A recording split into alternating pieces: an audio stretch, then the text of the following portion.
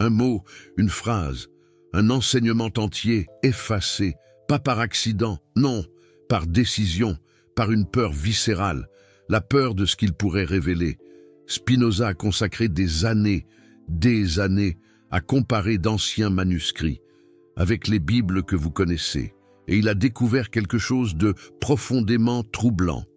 Il existe des paroles de Jésus, consignées dans des textes des premiers siècles, qui ont été systématiquement supprimées. Elles ne se sont pas perdues, non. Elles ont été choisies pour disparaître, et quand on découvre quelles paroles ont été effacées, on comprend pourquoi. Parce que chacune d'elles remet en question des récits, des narrations qui soutiennent un pouvoir, parce que chacune place l'autorité entre les mains des individus, et non pas des institutions. Parce que chacune révèle un Jésus différent de celui qu'on vous a enseigné. Aujourd'hui, ensemble, nous allons découvrir les paroles que l'Église a retirées de la bouche de Jésus. Et plus important encore, nous allons comprendre pourquoi elles en ont eu tellement peur qu'elles ont dû les effacer à jamais. Avez-vous déjà remarqué que certains versets de la Bible sont précédés d'un astérisque ou accompagnés d'une note de bas de page, indiquant qu'ils n'apparaissent pas dans les manuscrits les plus anciens? Vous êtes-vous déjà demandé ce que cela signifiait réellement? Cela signifie que quelqu'un les a ajoutés, et si certains ont été ajoutés, alors d'autres ont été enlevés. La différence, c'est qu'on voit quand on ajoute parce que c'est marqué, mais on ne voit pas quand on enlève parce que l'espace vide n'apparaît pas.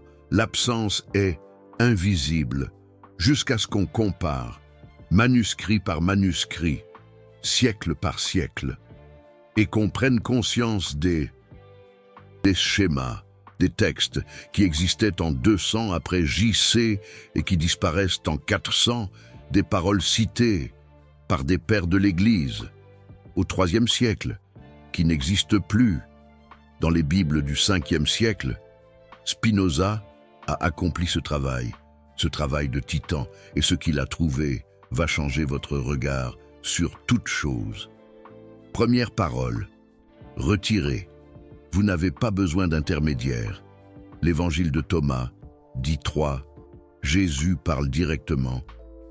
Le royaume est à l'intérieur de vous et tout autour de vous. Quand vous vous connaîtrez vous-même, vous serez connus et vous réaliserez que vous êtes les enfants du Père vivant. Ce texte existait. Il était cité par les chrétiens des premiers siècles. Clément d'Alexandrie, en l'an 200, le cite directement dans ses écrits. Origène le connaissait et l'utilisait. Irénée, évêque de Lyon, au IIe siècle, le mentionnait. Il était considéré comme authentique et faisant autorité, et vous pouvez le vérifier. Les citations sont préservées. Clément a écrit « Celui qui cherche trouvera », comme il est écrit dans l'Évangile selon Thomas. Et ensuite, il cite exactement ce passage sur le royaume, à l'intérieur. Ce n'est donc pas de la spéculation, ce n'est pas une simple théorie, c'est un fait documenté que les chrétiens des premiers siècles connaissaient et utilisaient ce texte, et ils le considéraient comme valide. Et puis, il a disparu. Il ne figure pas dans votre Bible. Il n'a pas été inclus dans le canon lorsque les conciles du IVe siècle ont décidé quels évangiles seraient officiels. Et la raison est claire quand on lit attentivement. Si le royaume est à l'intérieur de vous, vous n'avez pas besoin de l'Église pour le trouver. Si vous connaître vous-même est le chemin, vous n'avez pas besoin d'un prêtre pour faire la médiation. Imaginez l'impact de ça. Des centaines d'années de construction institutionnelle basée sur la prémisse que vous avez besoin de l'Église pour accéder à Dieu. Et voilà qu'un évangile, cité par les pères de l'Église eux-mêmes, dit que le royaume est déjà en vous, que vous avez déjà tout. Problématique est un faible mot. C'était révolutionnaire. Et les révolutions ne servent pas ceux qui sont au pouvoir. Jésus disant que vous avez déjà un accès direct, que le divin est déjà en vous, que le chemin est la connaissance de soi et non la soumission institutionnelle, problématique pour une Église construisant des hiérarchies de pouvoir. Absolument, Spinoza a comparé cet enseignement avec ce qui est resté dans les Bibles officielles, et il a réalisé qu'ils avaient systématiquement choisi des versions qui centralisent l'autorité dans l'institution. Vous avez besoin de l'Église. Vous avez besoin des sacrements. Vous avez besoin de l'approbation, du clergé. Mais Jésus, dans ce texte supprimé, dit l'opposé. Vous avez déjà tout. Vous avez juste besoin de regarder à l'intérieur. Et cela nous amène à la deuxième suppression. Encore plus, direct, deuxième parole, retirée. Partagez tout, équitablement. Papyrus d'Oxyrhynchus, 1224. Fragment d'évangile du 2e ou 3e siècle. Jésus disant aux disciples, partagez toutes les choses. N'ayez pas de propriété privée. Vivez comme des frères, dans l'égalité matérielle. Cet enseignement apparaît dans plusieurs textes des premiers siècles, pas seulement dans le fragment d'Oxyrhynchus, découvert en Égypte en 1897 et daté d'environ 200 après J.C., mais aussi dans des citations des pères de l'Église qui ont vécu avant Constantin. Justin Martyr, au IIe siècle, a écrit « Jésus a enseigné que ceux qui ont 2 tuniques doivent en donner une, et que ceux qui ont des propriétés doivent partager avec ceux qui n'en ont pas, non pas comme une charité optionnelle, mais comme un commandement d'égalité. » Tertullien, au début du IIIe siècle, a cité Jésus disant quelque chose qui n'apparaît pas dans les évangiles canoniques. Il ne peut y avoir de fraternité là où il y a inégalité matérielle. Partagez tout ou ne m'appelez pas maître. Ces citations existent. Elles sont dans les écrits préservés de ces pères de l'Église et elles montrent qu'ils avaient accès à des enseignements de Jésus sur l'égalité économique radicale qui ne sont pas parvenus jusqu'à vous.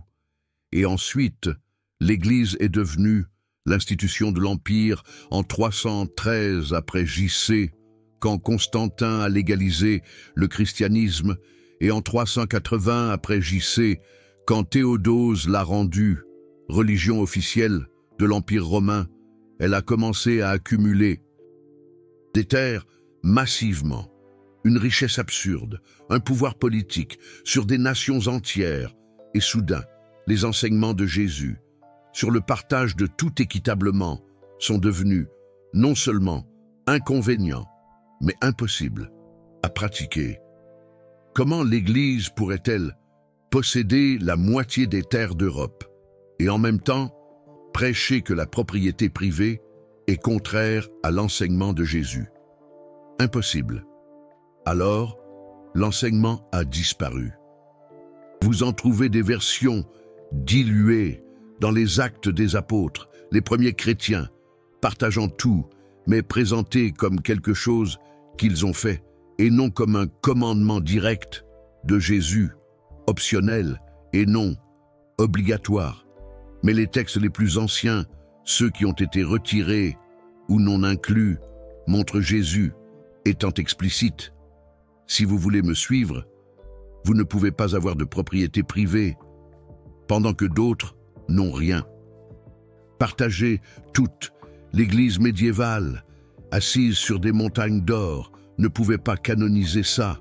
Alors, elle ne l'a pas fait, et la plupart des gens n'ont jamais su ce que Jésus avait dit. Spinoza a trouvé au moins 7 références à cet enseignement dans les textes des 3 premiers siècles et 0 dans les Bibles officielles après le 4e siècle. Coïncidence? Ou édition? Stratégique?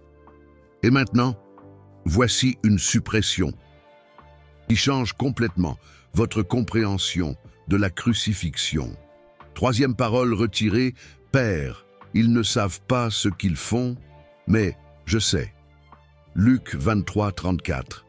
Dans votre Bible, dit Père, pardonne-leur, car ils ne savent pas ce qu'ils font. Et cela se termine là, point final. Mais dans les manuscrits les plus anciens, spécifiquement dans le Codex Bezae du 5e siècle et dans des citations d'Irénée du 2e siècle, il y a une continuation. Mais je sais et je choisis de pardonner, même ainsi.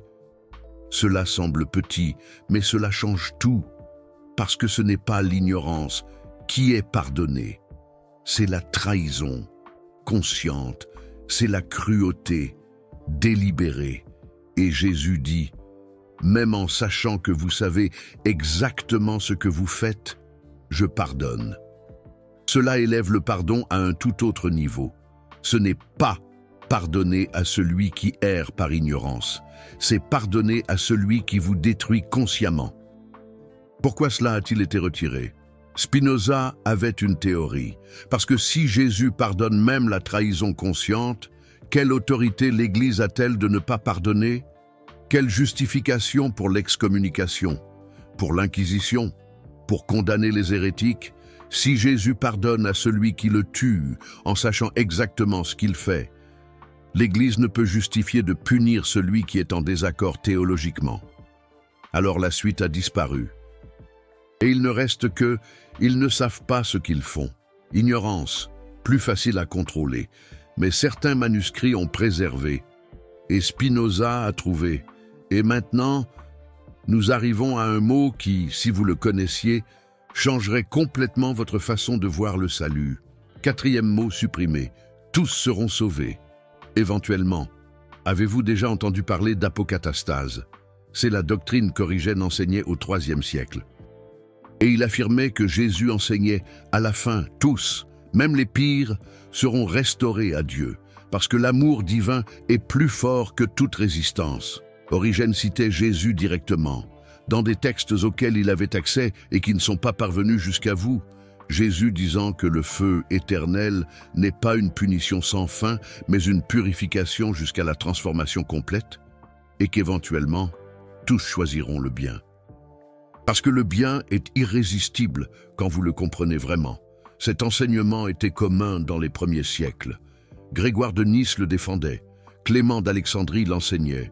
Ce n'étaient pas des hérétiques marginaux, c'étaient des piliers de l'Église primitive. Et puis, au Concile de Constantinople en 553, ils ont anathématisé Origène. 300 ans après sa mort, ils ont condamné l'apocatastase et ont brûlé les textes où Jésus était censé enseigner cela. Pourquoi? Parce que sans enfer éternel, qu'est-ce qui empêche les gens de pécher? Sans menace perpétuelle, quel est le pouvoir de l'Église de contrôler le comportement? Spinoza a tracé les citations. Il a trouvé des références dans au moins 12 auteurs des 3 premiers siècles citant Jésus sur la restauration universelle. Origène n'était pas seul. Grégoire de Nice, l'un des pères cappadociens, enseignait cela au IVe siècle. Clément d'Alexandrie le défendait. Isaac de Ninive au 7e siècle prêchait encore, et tous citaient Jésus, pas comme une opinion personnelle, mais comme un enseignement direct qu'ils avaient dans des textes qu'ils avaient lus. Un de ces textes, préservé partiellement, était l'Évangile des Égyptiens. Des fragments cités montrent Jésus disant « Le feu purifie jusqu'à ce qu'il ne reste plus d'impureté. Et alors, tous choisiront de retourner au Père, parce que l'amour du Père est irrésistible. » Cela n'est pas dans votre Bible. Cela a été supprimé quand le Concile de 553 a condamné l'apocatastase. Et il y a plus. Une lettre de Grégoire de Nice, écrite au IVe siècle, mentionne un enseignement de Jésus qu'il a lu dans un évangile non spécifié. De même qu'un médecin ampute pour sauver le corps entier, Dieu purifie pour sauver l'âme entière. Aucun ne sera perdu pour toujours. Cette lettre existe. Elle est dans les musées. Vous pouvez la lire. Et elle montre que jusqu'au IVe siècle, il y avait des textes avec Jésus enseignant le salut universel. Et il n'a trouvé aucun texte avec ces mots après le VIe siècle. Supprimés, systématiquement, brûlés quand possible, effacés des catalogues, et remplacés par des narrations de tourments éternels sans fin. Mais calmez-vous, parce que la prochaine suppression concerne quelque chose dont l'Église avait encore plus peur. 5e mot supprimé. Les femmes peuvent enseigner. Peuvent diriger sont égales. Évangile de Marie. Jésus disant à Marie-Madeleine, « Je laisse mon esprit avec toi. Tu enseigneras ce que j'ai enseigné.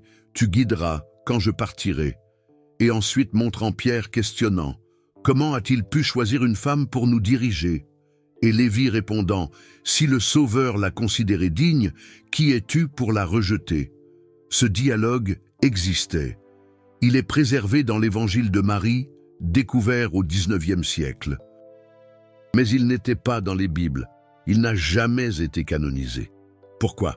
Parce qu'il montre Jésus explicitement plaçant une femme comme leader spirituel, comme autorité, comme égale ou supérieure aux apôtres hommes, et l'Église, construite sur une hiérarchie exclusivement masculine, ne pouvait pas accepter cela. Alors elle n'a pas accepté. Elle a supprimé, et pendant des siècles, personne n'a su que Jésus l'avait dit. Spinoza a comparé avec un autre texte supprimé, l'Évangile de Philippe, où Jésus embrasse Marie sur la bouche et les disciples se plaignent en disant « Pourquoi l'aimes-tu plus que nous ?» Et il répond « Pourquoi devrais-je vous aimer plus qu'elle? Vous êtes aveugles. Un aveugle et un voyant sont ensemble dans l'obscurité, mais ne diffèrent pas l'un de l'autre. Quand la lumière arrivera, celui qui voit sera rempli de lumière, et celui qui est aveugle restera dans l'obscurité. » Il disait que Marie voyait ce qu'il ne voyait pas, qu'elle avait une compréhension supérieure et que quand l'illumination viendrait, elle la recevrait. Pas eux qui étaient aveugles spirituellement malgré qu'ils soient hommes et apôtres. Égalité radicale, plus que cela, supériorité spirituelle féminine. Jésus plaçant Marie au-dessus des 12. Affection sans hiérarchie de genre. Leadership féminin non seulement approuvé, mais préféré par Jésus. Et il y a plus dans cet évangile. Un passage où Jésus dit « Ceux qui disent que je mourrai d'abord et ensuite je ressusciterai se trompent. Si d'abord ils ne reçoivent pas la résurrection pendant qu'ils vivent, en mourant ils ne recevront rien, résurrection en vie, transformation spirituelle.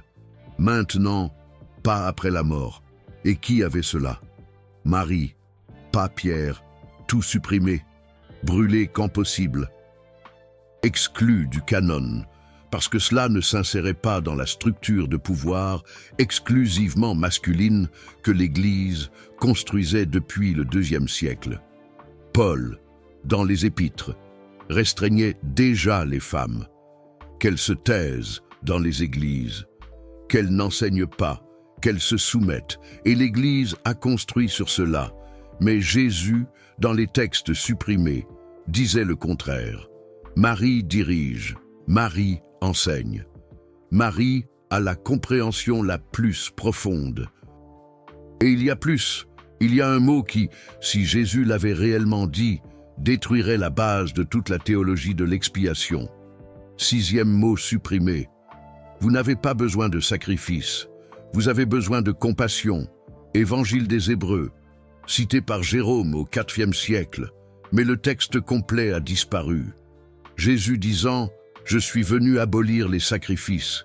Si vous ne cessez de sacrifier, la colère ne cessera pas d'être sur vous. » Relisez cela. Jésus, selon cet évangile qui existait dans les premiers siècles, est venu abolir les sacrifices, pas pour être le sacrifice final, pour en finir avec l'idée même de sacrifice. Cela change tout, parce que toute la théologie chrétienne est construite sur le sacrifice expiatoire. Jésus mourant pour payer les péchés, sang versé pour satisfaire la justice divine. Mais et si Jésus a dit qu'il est venu en finir avec ce concept, que Dieu ne veut pas de sang, veut la transformation, ne veut pas de victimes, veut la compassion. L'évangile des Hébreux n'a pas été canonisé, et cette parole de Jésus a disparu presque complètement. Seulement des fragments préservés dans des citations de pères qui avaient accès au texte avant qu'il ne soit détruit. Jérôme, au IVe siècle, en avait une copie complète. Il la cite à plusieurs reprises et mentionne que Jésus, dans cet évangile, est constamment anti-sacrifice. Non seulement il abolit les sacrifices d'animaux, mais il rejette toute idée que Dieu exige du sang pour pardonner. Cela ferait de la crucifixion, non pas un sacrifice expiatoire, mais un martyre politique. Jésus mourant parce qu'il a défié les autorités, et non parce que Dieu avait besoin de sang pour pardonner les péchés, des implications théologiques énormes. Toute la base de l'expiation par substitution s'effondre, et sans expiation par substitution. Qu'est-ce qui rend Jésus unique? Qu'est-ce qui rend l'Église nécessaire comme dispensatrice de la grâce acquise par le sang? Spinoza a relié cela à d'autres passages supprimés ou modifiés. Matthieu 9,13 dans votre Bible dit « Je veux la miséricorde et non le sacrifice ». Mais dans certains manuscrits anciens, spécifiquement dans les codex alexandrins du IIIe siècle, il continuait « Car je ne suis pas venu appeler les justes au sacrifice, mais les pécheurs à la transformation. Je ne suis pas venu établir une nouvelle religion, mais mettre fin à toutes. Mettre fin à toutes les religions. Jésus comme anti-religion, comme maître de transformation intérieure, qui rend inutile tout système religieux externe. La seconde partie a été coupée à un moment donné entre le IIIe et le XIe siècle, parce qu'elle mettait l'accent sur la transformation personnelle directe et non sur le sacrifice, dont l'Église était l'intermédiaire, et l'Église construisait exactement l'opposé. Une théologie de l'expiation où le sang divin paie une dette éternelle, et ce n'est que par l'Église que vous avez accès à ce paiement. Un récit du sacrifice contrôlé par l'Église, remplaçant un message de transformation personnelle accessible à tous sans intermédiaire. Et maintenant, voici quelque chose qui va vous faire questionner si vous connaissez réellement les enseignements de Jésus. Septième parole supprimée. Je suis venu apporter le feu sur la terre. Luc 12, 49. Dans la plupart des Bibles dit « Je suis venu apporter le feu sur la terre, et comme je voudrais qu'il soit déjà allumé. » Mais cela se termine là, coupé. Parce que dans les manuscrits syriaques anciens, spécifiquement dans la Peshitta du XIe siècle, qui préserve des traditions araméennes plus anciennes, il y a une suite. Et ce feu n'est pas pour détruire, mais pour illuminer. Pour brûler les faussetés, pas les personnes. Cette continuation change complètement le sens. Ce n'est pas un feu de jugement destructeur, c'est un feu de vérité révélatrice, un feu qui brûle les mensonges, pas les pécheurs.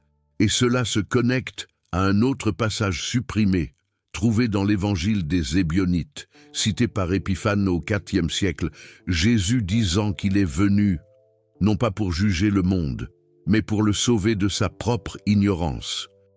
Ce n'est pas un juge qui condamne, c'est un maître qui illumine. Et le feu qu'il apporte ne vous détruit pas, il détruit les illusions qui vous emprisonnent. Spinoza a réalisé qu'ils avaient systématiquement supprimé ou raccourci les passages qui présentaient Jésus comme un illuminateur philosophique et préservé ceux qui le présentaient comme un juge apocalyptique. Pourquoi? Parce qu'un juge inspire la peur, et la peur génère le contrôle. Mais un illuminateur inspire la recherche personnelle, et la recherche personnelle n'a pas besoin d'intermédiaire. Alors ils ont coupé, et vous vous êtes retrouvé avec la version du feu, sans l'explication de ce que le feu signifie réellement. Mais il y a un mot encore plus radical qui a été effacé, et cela touche à l'identité même de Jésus. Huitième parole supprimée. Je suis humain comme vous. Évangile des Nazaréens, cité à plusieurs reprises par Jérôme et Épiphane. Jésus disant après le baptême, « Ma mère, le Saint-Esprit, m'a pris, et en moi, humain, le divin s'est manifesté. Mais le divin peut se manifester en tous ceux qui s'ouvrent. Lisez attentivement. En moi, humain. Jésus s'identifiant comme un humain en qui le divin s'est manifesté. Et disant ensuite que cela peut arriver à n'importe qui. Cela contredit la doctrine de l'incarnation unique et exclusive. Jésus n'est pas une exception divine inatteignable, mais un exemple humain atteignable. Ce qui s'est passé en lui peut vous arriver si vous suivez le même chemin d'ouverture au divin.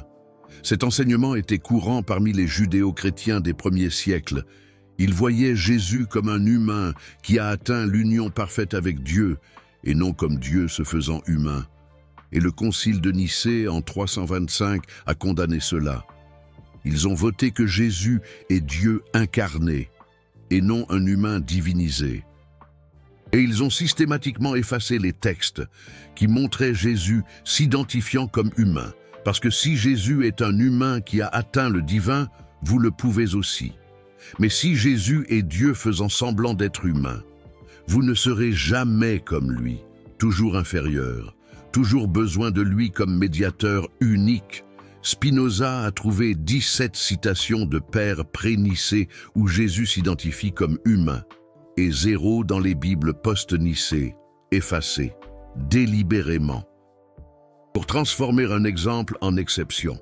Et maintenant, nous arrivons à la suppression qui est peut-être la plus importante, celle qui change tout sur la façon dont vous devriez vivre. 9e parole supprimée. Ne croyez pas, enquêtez. Évangile de Thomas à nouveau. 10:13. Les disciples demandent « Quand viendra le royaume ?» Et Jésus répond « Il ne viendra pas en l'observant. On ne dira pas « Regardez, il est ici ou là. » Le royaume du Père est répandu sur la terre, et les gens ne le voient pas. Devenez des investigateurs. Cette dernière phrase, « Devenez des investigateurs », apparaît dans certaines versions de l'évangile de Thomas, mais a été supprimée ou modifiée dans d'autres. Le mot original en copte est « ciné », qui signifie chercher, enquêter, examiner. Jésus ne dit pas « croyez aveuglément », il dit « enquêtez, examinez, cherchez par vous-même ». C'est Spinoza avant Spinoza. Utilisez la raison, enquêtez sur les preuves. N'acceptez pas simplement parce que quelqu'un l'a dit, examinez vous-même, et l'Église ne pouvait pas canoniser cela. Parce qu'une Église qui dit enquêter, questionner, examiner, devient obsolète. Les gens vont enquêter et découvrir des contradictions, vont questionner et percevoir des manipulations, vont examiner et trouver des alternatives. Alors, ils ont remplacé par « croyez, ayez foi, ne questionnez pas ». Acceptez le mystère. Mais Jésus, dans ce texte supprimé, dit l'opposé. Devenez des investigateurs. Et Spinoza, des siècles plus tard, a fait exactement cela. Il a enquêté et a trouvé les paroles qu'ils ont tenté d'effacer. Et il y a un dernier mot, le plus personnel, celui que si vous comprenez, change votre relation avec toute. 10e parole supprimée, vous êtes ce que vous cherchez. Évangile de Philippe, fragment 67. Jésus disant, « Vous ne verrez rien qui ne soit pas vous-même, vous ne recevrez rien qui ne soit pas ce que vous êtes. Quand vous dites que vous voyez la lumière qui existe déjà en vous. C'est de la non-dualité pure. Vous n'êtes pas séparés de ce que vous cherchez. Le divin que vous cherchez à l'extérieur est déjà à l'intérieur. L'illumination que vous poursuivez est déjà votre nature essentielle. Vous avez juste besoin d'arrêter de chercher à l'extérieur et de reconnaître à l'intérieur. Et cela se connecte à un autre passage du même évangile, également non canonisé. La vérité n'est pas venue au monde nu, mais en symbole et en image. Le monde ne peut pas la recevoir autrement. Par conséquent, vous devez apprendre à voir au-delà des symboles. Jésus enseignant l'herméneutique, disant que les Écritures sont des symboles, pas littérales. Que vous devez voir au-delà de la lettre pour capturer l'esprit, que tout pointe vers la vérité intérieure et non extérieure. Cela rend chaque personne responsable de sa propre interprétation, de son propre discernement, de sa propre quête de signification. L'Église ne pouvait pas accepter cela, parce que si chacun interprète par soi-même, qui a besoin d'une autorité interprétative officielle? Qui a besoin de magistère? Mais qui a besoin de pape déclarant ce qui est vérité? Alors ils ont effacé, et ils ont construit une doctrine d'interprétation centralisée. Seule l'Église peut dire ce que Jésus voulait dire. Seules les autorités peuvent interpréter correctement. Vous obéissez. Mais Jésus, dans les textes retirés, disait « Vous savez déjà, vous avez déjà accès. Vous êtes ce que vous cherchez, reconnaissez-le simplement. Maintenant, vous avez vu 10 mots. 10 enseignements, 10 révélations que Jésus a dit et qui ont été systématiquement supprimées, chacune plaçant le pouvoir entre vos mains, chacune vous rendant responsable de votre propre cheminement spirituel, chacune éliminant le besoin d'intermédiaire, et toutes ont quelque chose en commun, elles rendaient l'Église moins nécessaire. Et c'est pourquoi elles n'ont pas survécu au processus de canonisation. Spinoza aperçut cela en comparant manuscrit après manuscrit. Ce n'était pas un accident, ce n'était pas une évolution naturelle, c'était une édition stratégique, préserver ce qui centralise l'autorité, effacer ce qui distribue le pouvoir, et il a tout documenté dans son traité théologico-politique publié anonymement en Palissan 70, parce qu'il savait qu'il serait persécuté. Spinoza a consacré des chapitres entiers à comparer les versions, montrant où les textes ont été altérés, où des mots ont été ajoutés, où des enseignements ont disparu. Il a écrit, et vous pouvez le lire jusqu'à aujourd'hui, les scribes et les chefs religieux ont altéré les textes pour les adapter à leur doctrine, et non pour préserver ce qui a été dit à l'origine. Et toute personne ayant accès au manuscrit peut le vérifier.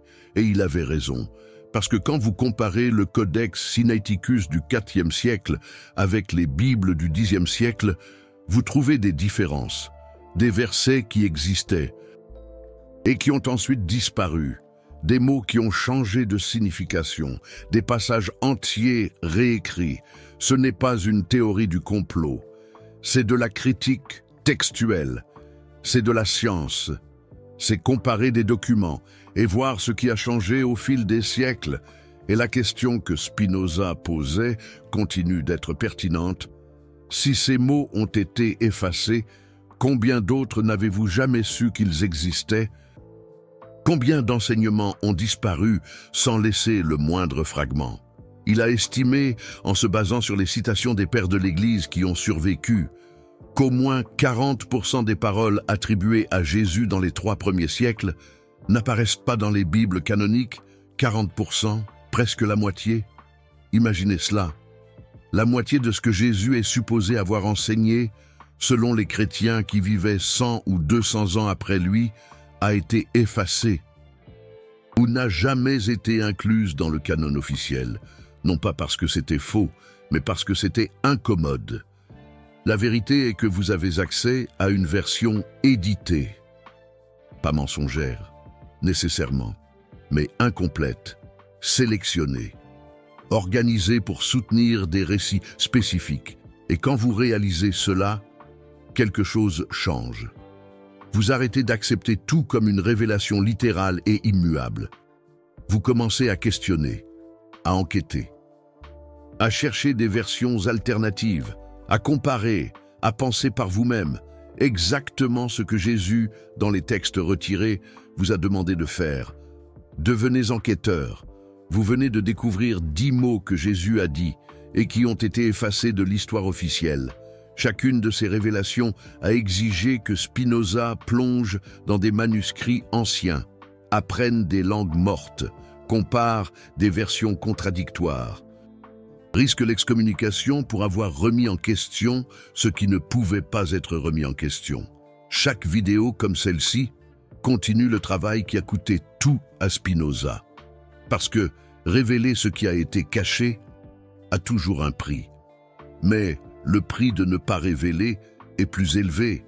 C'est vivre dans des versions éditées de vérité, qui devraient être complètes. Le Super Thanks juste en bas n'est pas seulement un geste de soutien financier, c'est vous qui dites « Continuez à enquêter, continuez à révéler, continuez à choisir la vérité historique documentée, plutôt que des récits confortables, mais incomplets. Quand vous cliquez sur ce cœur doré, vous financez des enquêtes que les institutions ne feront pas, parce que les institutions n'enquêtent pas sur ce qui peut les remettre en question. Mais les enquêteurs indépendants le font, et c'est ce qui maintient cette chaîne en activité. Vous ne soutenez pas seulement une vidéo, vous financez l'archéologie spirituelle, vous rendez possible que des vérités enterrées depuis des siècles reviennent à la lumière, vous choisissez de faire partie de ceux qui croient que la connaissance n'aurait pas dû être monopolisée. Et cela fait de vous non seulement un spectateur, mais un participant actif à la récupération de ce qui a été perdu. Maintenant, vient la question la plus importante. Et maintenant que vous savez que Jésus a dit que le royaume est à l'intérieur de vous, pas dans les temples, qu'il a enseigné l'égalité économique radicale, qu'il pardonnait même la trahison consciente, qu'il promettait une restauration universelle, pas un tourment éternel, qu'il a placé des femmes au pouvoir, qu'il est venu abolir les sacrifices, pas en être un, qu'il s'identifiait comme un humain divinisé, pas un Dieu humanisé, qu'il vous a demandé d'enquêter, pas seulement de croire, qu'il a enseigné que vous êtes ce que vous cherchez. Que faites-vous de ces informations? Spinoza offrait une méthode, pas des réponses prêtes à l'emploi. Examinez les preuves, utilisez la raison, comparez les versions, voyez quels enseignements libèrent et lesquels emprisonnent, lesquels élargissent votre capacité de penser et lesquels exigent que vous arrêtiez de penser. Et ensuite, choisissez, non pas basé sur ce qui a été choisi pour vous lors des conciles du IVe siècle, mais basé sur ce qui résonne comme vérité. Lorsque vous enquêtez vraiment, voici un exercice pratique que Spinoza appliquerait.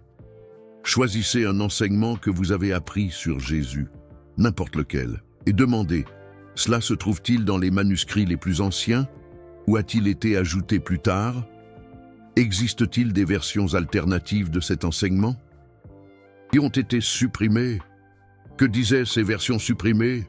Vous allez découvrir que beaucoup de choses qui semblent centrales au christianisme ne viennent pas de Jésus, elles viennent d'interprétations ultérieures, de décisions conciliaires, d'éditions stratégiques, et quand vous découvrez cela, vous arrêtez d'externaliser votre spiritualité, vous arrêtez d'accepter des paquets prêts à l'emploi, vous commencez à construire une compréhension basée sur une enquête personnelle. Cela ne signifie pas rejeter tout, cela signifie examiner tout, avec honnêteté intellectuelle, avec le courage de découvrir que, peut-être, on vous a enseigné des versions incomplètes. Et le mot-clé est « incomplète ». Parce que ce qui est arrivé jusqu'à vous n'est pas nécessairement faux, mais définitivement n'est pas complet. Il y a des couches qui ont été supprimées. Il y a des enseignements qui ont été effacés. Il y a des versions alternatives que vous n'avez jamais su qu'elles existaient. Et récupérer ces couches ne détruit pas la foi, transforme, rend plus profonde. Parce que maintenant, vous connaissez la différence entre ce que Jésus a dit et ce qu'on a dit que Jésus a dit, entre l'enseignement originel et l'interprétation institutionnelle, entre la parole supprimée et la parole préservée. Spinoza, notre guide, croyait fermement que la vérité n'a aucune crainte de l'investigation. Seul le mensonge a besoin d'être protégé, du questionnement. Et si quelque chose est vraiment vrai, un examen plus approfondi ne fera que le confirmer. Alors, voici l'invitation. Ne me croyez pas sur parole. Ne croyez pas ces mots retirés simplement parce que je les ai mentionnés. Enquêtez par vous-même. Les manuscrits sont disponibles. Les comparaisons textuelles sont documentées. Les fragments préservés existent dans des musées et des bibliothèques. Lisez les évangiles apocryphes. Comparez-les avec les textes canoniques. Observez les différences. Demandez-vous pourquoi certaines versions ont été privilégiées et d'autres brûlées, et tirez vos propres conclusions. C'est ça, user de raison. C'est ça, honorer votre capacité de penser. C'est ça, faire ce que Jésus, dans les textes effacés, demandait, devenez un enquêteur. Et quand vous faites cela, quelque chose d'extraordinaire se produit. Vous cessez de dépendre d'autorités extérieures. Pour vous dire ce qui est vrai, vous développez votre propre discernement. Vous apprenez à distinguer entre un enseignement libérateur et une doctrine de contrôle. Les mots ont été retirés, mais ils ne peuvent pas être complètement effacés, parce que des fragments survivent, des citations subsistent. Et des chercheurs, comme Spinoza, ont consacré leur vie à les récupérer. Maintenant, ils sont devant vous, pas comme un nouveau dogme pour remplacer l'ancien, mais comme la preuve qu'il y a plus dans l'histoire qu'on ne vous l'a dit, plus d'enseignements qu'on ne vous en a montré, plus de versions qu'on ne vous a permis de connaître. Et le savoir change tout, parce que maintenant vous savez que vous pouvez enquêter, que vous pouvez comparer, que vous pouvez questionner, que vous pouvez chercher des versions plus complètes, et personne, aucune institution, aucune autorité ne peut vous enlever cela, parce que l'investigation est un droit inaliénable de tout esprit qui pense. Spinoza a payé un prix élevé pour exercer ce droit. Excommunication, exil, isolement, menace de mort. Mais il a continué à enquêter, parce que pour lui, la vérité valait plus que l'acceptation, la connaissance. Valait plus que le confort, et ces 10 mots retirés font partie de l'héritage qu'il a laissé, la preuve documentée, qu'il y a eu édition, qu'il y a eu sélection, que tout ce que Jésus a dit ne vous est pas parvenu. Mais c'est arrivé jusqu'ici, dans cette vidéo, à cet instant, et maintenant, vous le savez. La question est, qu'allez-vous faire? En le sachant, laquelle de ces 10 paroles retirées vous a le plus marqué? Celle qui dit que le royaume est en vous, celle sur l'égalité économique, celle sur le pardon de la trahison consciente, celle sur le salut universel, celle sur le leadership féminin, celle sur l'abolition des sacrifices, celle sur Jésus humain divinisé, celle sur le fait de devenir un enquêteur, celle sur le fait que vous êtes ce que vous cherchez, commentez celle qui vous a le plus touché et pourquoi. Et si vous comptez enquêter sur l'une d'elles, par vous-même, revenez ici et partagez ce que vous avez découvert.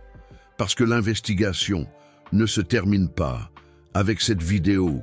Elle ne fait que commencer, et chaque personne qui enquête ajoute une pièce de plus au puzzle des vérités qu'ils ont tenté de cacher. Les mots sont ici, les preuves existent, les fragments ont survécu, et maintenant, vous savez qu'ils existent. Le reste dépend de vous.